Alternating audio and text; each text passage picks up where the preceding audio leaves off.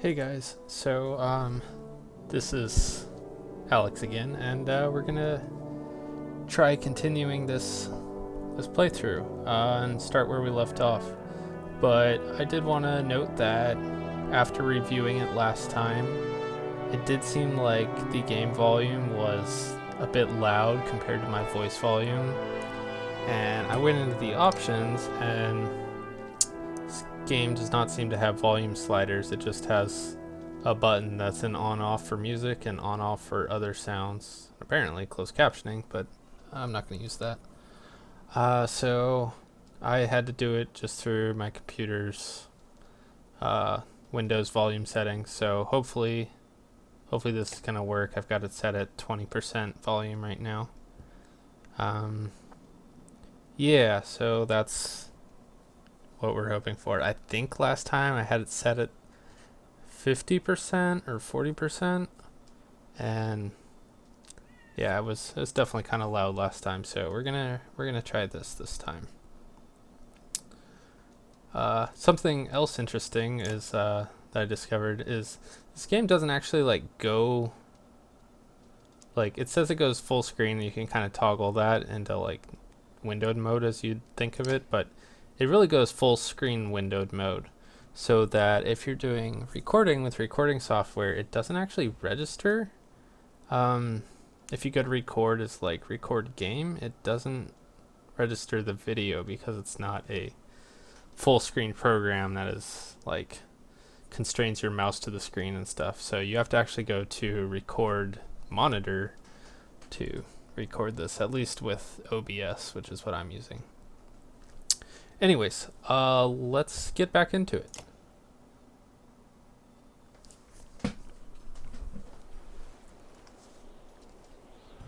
So we're here, and I guess we left off going to the docks, so let's do that. Wagner. A familiar Varl steps onto the docks.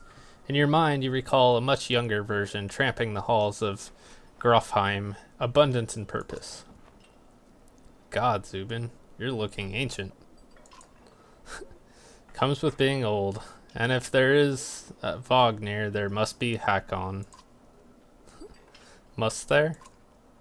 Still bleeding tributes from the poor and stupid old yawks? At what age do you lose a sense of shame? Jorundur demands it. I'll take that over lingering to death in Grofheim. Speaking of, I had no sense that you were so far from home. Just returned from Aberang, in fact. And glad for it. Hakon motions to the other ships in the bay, sails still fluttering. Golden wolf head emblazoned on red. The king of men, or someone on his behalf. The king's whelp. The king's son, Ludin. Don't you know Scrivener? We visit his capital, he visits ours. It's how you make alliances these days. It's a miserable waste of time. Yes, Hakon, it is. I'd almost forgotten. It's a good thing you're around, Hakon. Then you're going to Grofheim? I have the distinct feeling I've finished my business in Strand and was heading there myself. We should caravan. We should. Give it a day. In better circumstances, I'd drink a week away, but let's just be done. Find me tomorrow at the gates. What he's trying to say is the prince is a delight to behold. Where's Moger? Hakon, have him find a place to put up the warriors. I'm heading up to meet the governor. A host of giants depart in his wake. You recognize a few, but others are strangers to you. Guess I'm off to find Moger. See you in the morning, Scrivener. I'll be along. The young prince of men ambles from his ship. He brushes off his tunic, scanning the beach with low eyelids. Ludin looks for all the world the sort of boy who grew up pulling the legs from spiders. The long road back to Grofheim should be more interesting than most years, you think.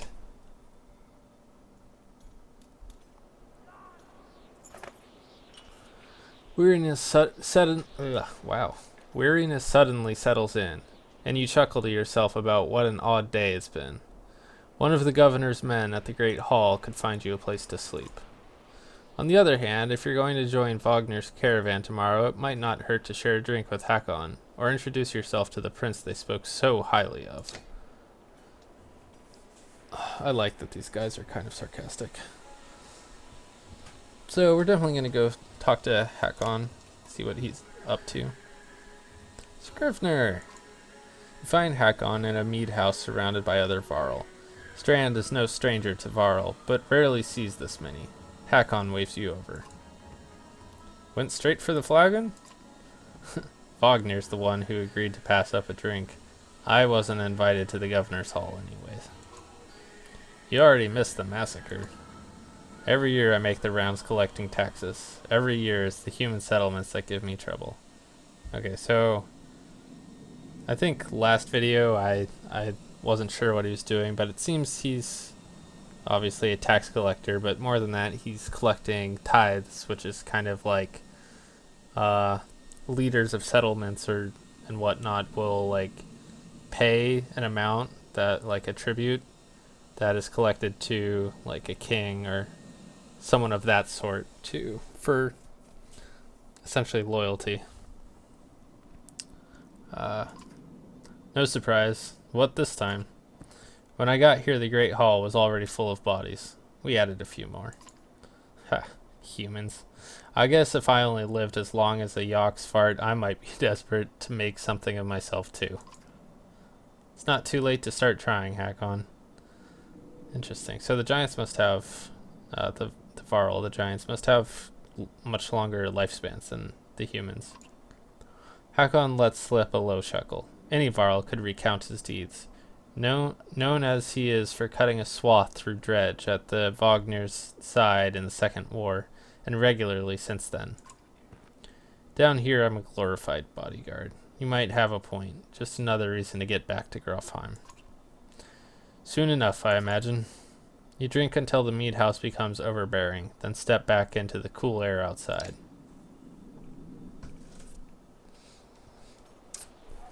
And like before, I'm not going to talk to the prince because he seems kind of like pompous ass, and Ubin seems kind of just tired, had a long day, and probably just doesn't want to deal with it.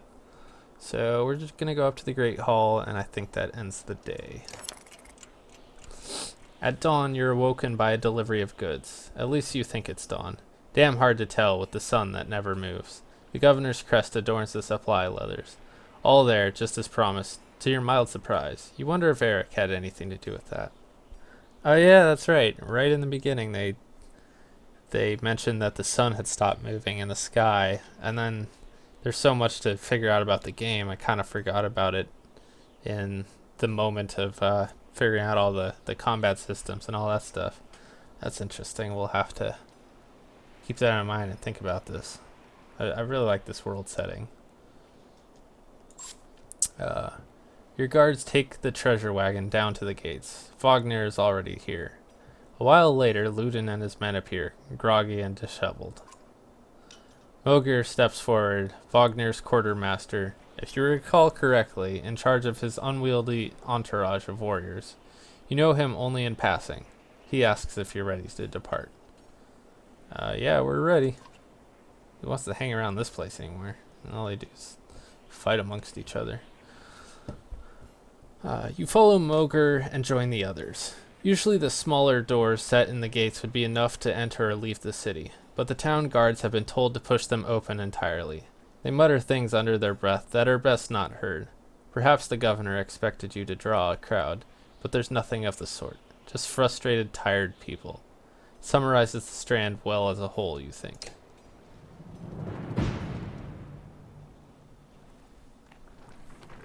Alright, this is the travel screen. I've only done a little bit. This seems to be an indication of the day cycle.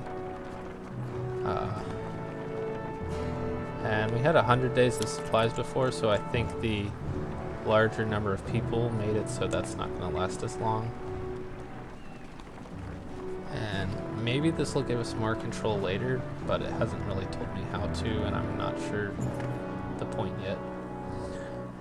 Anyways, the caravan stops for the day. A gift, says Moger, cracking open mead casks. From our gracious friend, the governor of Strand. Hours pass with raucous laughter as the mead is passed throughout the camp. So it says it's just a day has passed, but here it's got a 2, which makes me think 2 days have passed, but whatever. We'll toast to Wagner. Wagner being, I think, the leader or chieftain or something of the giants. You raise your drink, toasting the alliance between Man and Varl. The others join in. Ludin's expression is like a stone wall, but the others laugh at your exaggerations. Eventually you sit down beside Wagner. Let's chat with Wagner, sure. Let's learn more about him. Thanks for the speech, slurs Wagner. I guess we're not learning much about him. Looks like you didn't have to miss out after all.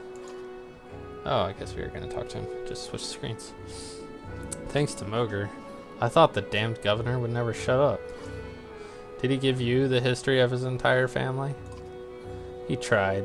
Then he asked me to clean up his mess. For your benefit, turns out. I'd have given the job to you too. Gods, there's no joy in politics.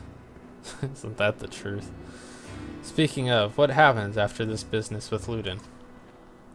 Hopefully the boy goes back to Aberrang on his own, and I can take out some frustration on Dredge or something. Starting to sound like Hakon. You don't like the life of a diplomat? Ha! Don't you miss the fight, Ubin? You down your meat instead of replying. Wagner slouches and shakes his head. There's no great joy in killing Dredge, but pretty sure this nonsense is some scheme between the two kings to force some kind of lineage. Used to be, warriors would follow you for what you'd done. Isn't that why they follow you now? Is it? Or is it because I'm the next in line? These lines are getting muddy, old Varl. They've always been muddy, Wagner. Wagner stares into the campfire, lost in thought. You leave him to it.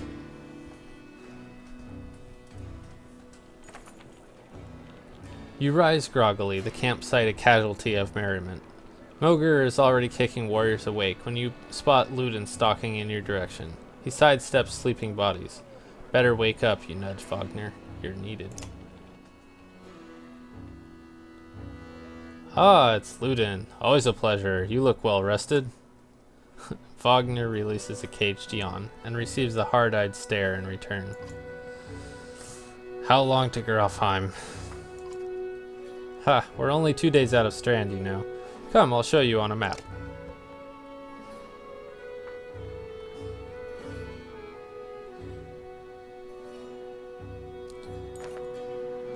The world map. Drag the map to look around. A portrait icon shows where your caravan is in the world. You can also tap on any location to get some history about it. When you're done with the map, tap X at the bottom of the screen. So yeah, this is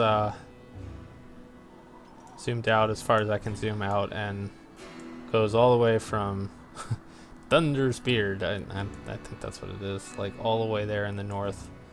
All the way down to Dalaland or something down here. So it's got a pretty big continent thing, and so let's see here. We're down here somewhere. Okay, the Strand. So this is the city here. We're following this road here, and we're trying to get to Grofheim. Grofheim. Somewhere. Grofheim. Alright, so we're trying to get up to there. So I don't know if it's going to give us an option, but we're right here right now. And I think this little city here is on the travel map off to the right. We're going to hit pretty soon. And then I don't know which route we're taking. If we're going to try and go up this way, up there, or along this way. I suspect this way. Along the Wandering Road. Anyways, as you can see, there's lots of things to highlight and click, and so like the Wandering Road, click it, the end of the First Great War, the Varl had more to contend with than mankind to the south. Above the Batterbreck peaks, the lands crawled with furious war-minded dredge. The first Varl king, Einar, led the entire Varl race across the snowy fields of the Wandering Road, sweeping away dredge as they went before forming the first Varl kingdom of Einartoft. I gotta say, a lot of these like Norse kind of Viking type names are kind of hard to say.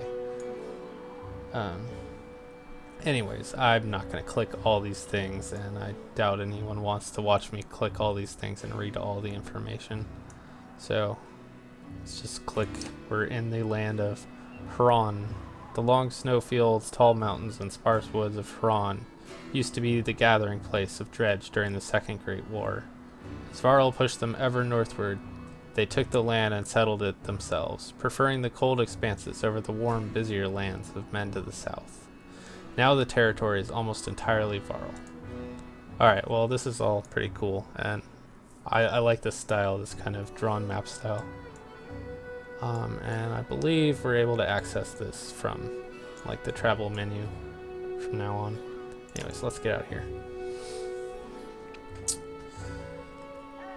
We head north, then east, past the forts. Grofheim's far from the strand. Going to be a long march. You should have drank last night, Ludin. Why not take the ships to Skirmirstead? What's the point of marching? The Silverstone Bay is called that for a reason. It stays covered in ice all year. It would tear up the longboats.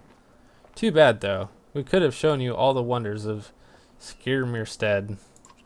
A half-sunken city crawling with dredge prints. Dredge and glaciers. You like glaciers? Ludin exhales through his nose, a poor disguise for his contempt. He turns and bats aside the tent flaps as he goes, barking at his company in the distance. He seems like just a miserable sort of person. Just no humor, no real personality, just an ass with power. Don't poke the anthill, Wagner. He seems no happier to be here than you. Spend a few more days with the boy, old friend. You'll be looking for a tall cliff to hop off to. Ludin's got a shorter wick than Hakon. Thanks, Wagner. Let's get moving. Another half day to Vedrefell if we're lucky. So I think I was right. That's the town nearby. Anyways, so camp. Camp is where you manage your caravan. During travel, you can enter camp at any time by tapping the camp button on the travel HUD. While at camp or in towns, you can upgrade your allies or equip items on the hero's tent. You can pass time by using the rest tent. Resting will improve the caravan's morale. A high morale will reduce casualties in war and affect your willpower in combat. Each passing day will use supplies, so only rest when necessary. The training tent will allow you to safely try out any characters in a mock battle. Tap leave at the end of the bottom of the campsite when you're ready to get back on the road. So, yeah, the camp interface and the town interface is generally more like this, I think, than what we saw before. So right now I think it's wanting us to click the hero's tent and probably upgrade or level up some guys. So we're going to do that. So let's see here. Click on a unit to view stats, promote ranks, and learn about abilities. Alright, so Gnulf. Click on the ability button to learn about the unit's abilities. So purple is the special abilities. He's the big beast mode damage guy that we were using last time. So he's a Warhawk. Use massive weight to sweep his weapon around himself, hitting multiple adjacent targets, friend or foe, for normal strength damage. And then it triggers the Warhawk's passive ability, Heavy Impact, which in turn can cause a chain reaction of destruction if used in close quarters. Keeping the Warhawk out of harm's way until late in the fight will maximize his effectiveness. So apparently we're able to rank this up at some point, but I don't think we can do that yet. We've got 35 renown, and here's there's a little description of the different characters. So Ganulf, when Upin became the Varl King's tax collector, he was given an entourage of bodyguards to help transport gold collected across Thrawn. Ganulf is the only one from the original group still alive, and for good reason.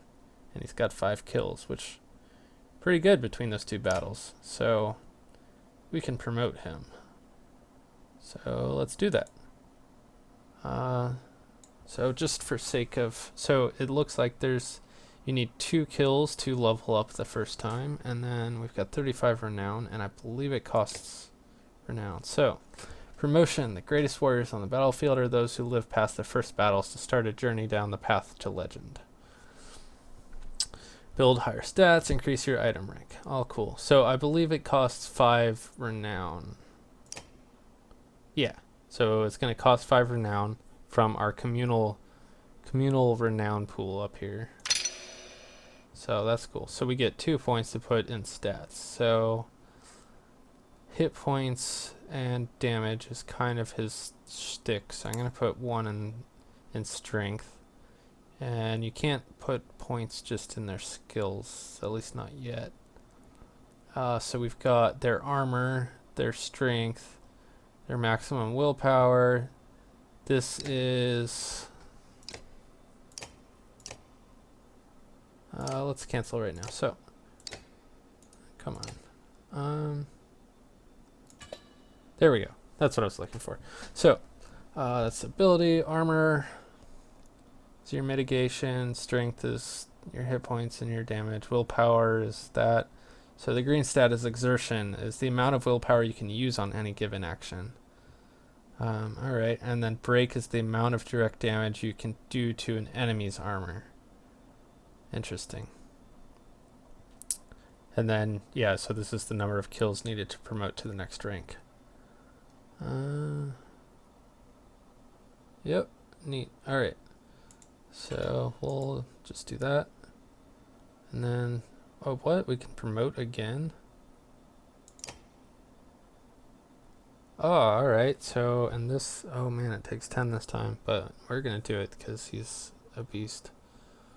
And it improves his ability, so that sounds pretty awesome. Let's do it. I don't think there's any items. I don't think we have items yet, but that increases his ability. So now he's going to be able to hit 3 guys, which is going to be awesome. Alright. And by the way, that's not something I noticed last time, so that's good. Alright, so we definitely want to put point in there. Maybe 2 points in there since we've got 4 points to spend now. I want to say a point in shield or armor break. And then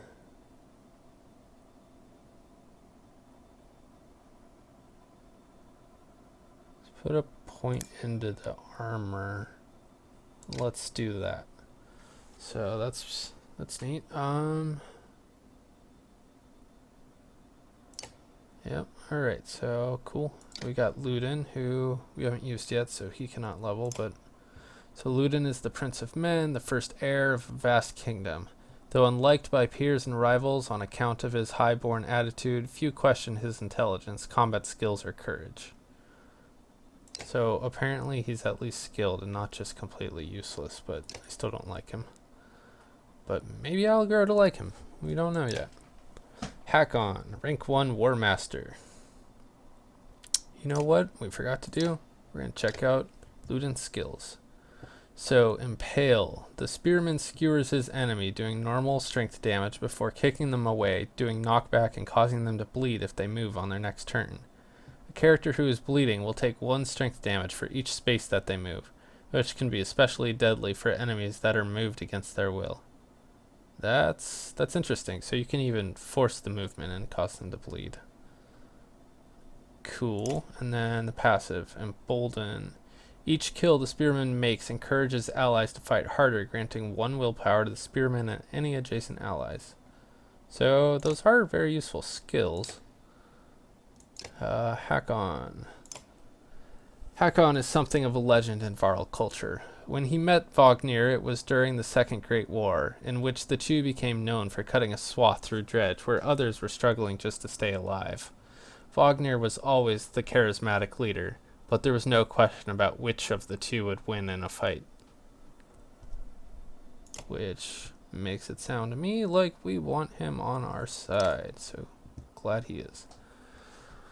So, he's a War Master. The War Master hits even harder than the average warrior, with no chance to miss.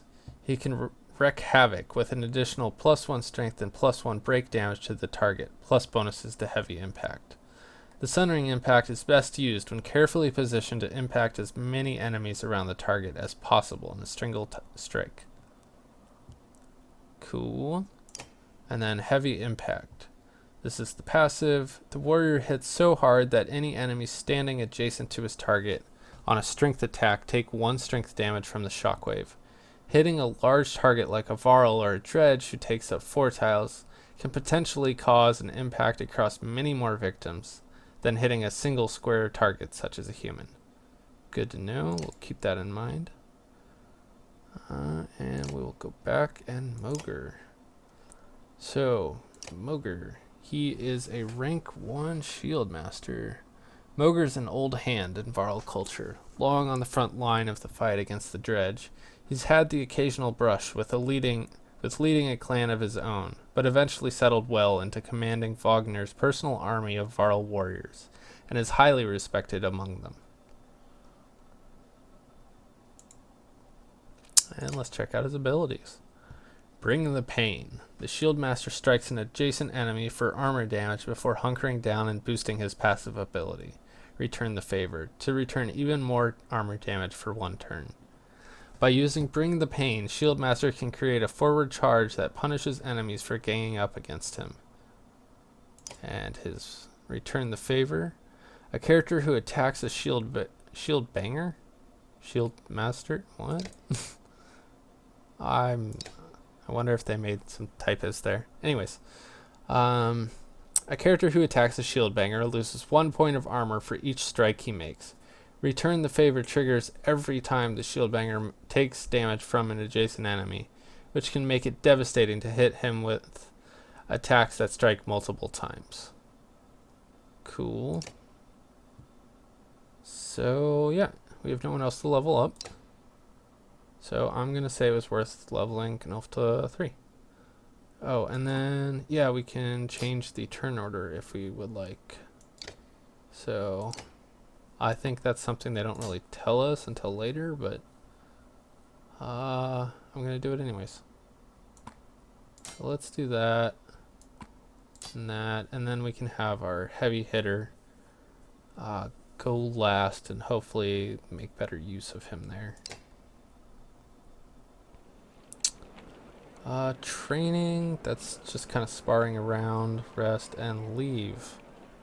So, we're not going to rest, I don't think. We haven't really been in nasty combat. And we've just been at heroes, and training is just fighting amongst our soldiers. So, we're going to be leaving next up, but I'm going to take a break here, and hope you guys will join me for the next video, which will be coming up shortly after this.